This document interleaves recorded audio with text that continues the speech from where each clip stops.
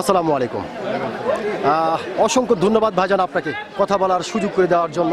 তো ভাইজান, সর্বপ্রথমে জানতে চাচ্ছি আপনি কেমন আছেন? ভালো আছেন, যাক আল্লাহ পাক আপনাকে ভালো রেখেছে। তো ভাইজান, আপনার নামটা জানতে পারি?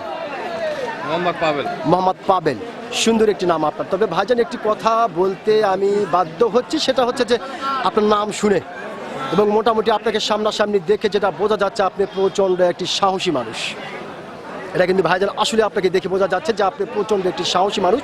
তো ভাইজান, আপনি যেহেতু বাংলাদেশের একজন সচেতন নাগরিক এবং বাংলাদেশের একজন সাহসী মানুষ, সেই ক্ষেত্রে এই বিষয়টি আপনার কাছ থেকে জানতে চাচ্ছি যে আমাদের বাংলাদেশে একটি নির্বাচন হতে চলেছে। তো এই নির্বাচনকে ঘিরে বাংলাদেশের বিভিন্ন ধরনের মানুষ বিভিন্ন ধরনের কথা বলছে। কেউ বলছে এই নির্বাচন আওয়ামী লীগ ছাড়া জায়েজ হবে না, আবার অনেকেই বলছে না, এই নির্বাচন গণতান্ত্রিকভাবে হচ্ছে, সুষ্ঠুভাবে হচ্ছে। তো ভাইজান, আপনি একজন সচেতন নাগরিক এবং সাহসী মানুষ হিসাবে আপনার কাছ থেকে জানতে চাই যে আসলে আপনি কোনটা মনে করতেছেন, যে নির্বাচনটি সুষ্ঠু হচ্ছে, গণতান্ত্রিকভাবে হচ্ছে কি না আওয়ামী লীগ ছাড়া? সুষ্ঠু হচ্ছে, আওয়ামী লীগ ছাড়া এই নির্বাচনটি গণতান্ত্রিকভাবে হচ্ছে। অসংখ্য ধন্যবাদ ভাইজান আপনাকে। আপনি যে সত্যিকারের একজন সাহসী মানুষ, আপনি কিন্তু আপনার সাহসিকতার পরিচয় দিয়েছেন। অসংখ্য ধন্যবাদ আপনাকে।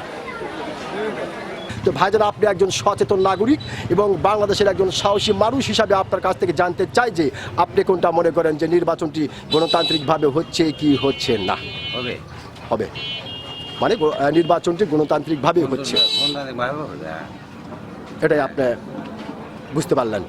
অসংখ্য ধন্যবাদ ভাইজান আপনাকে খুব সুন্দর করে এই উত্তরটি দেওয়ার জন্য। তবে ভাইজান, যেহেতু খুব সুন্দর করে আপনি কথাটি বললেন, সেক্ষেত্রে আরেকটি বিষয় আপনার কাছ থেকে জানতে চাচ্ছি যে শোনা যাচ্ছে এইবার নির্বাচনে নাকি প্রচুর পরিমাণ টাকার খেলা চলছে। তো ভাইজান, আসলে আপনি আপনার মূল্যবান ভোটটি টাকার কাছে বিক্রি করবেন নাকি মূল্যবান জায়গায় দিবেন? মূল্যবান জায়গায় দিবেন। অসংখ্য ধন্যবাদ ভাইজান আপনাকে, অসংখ্য ধন্যবাদ।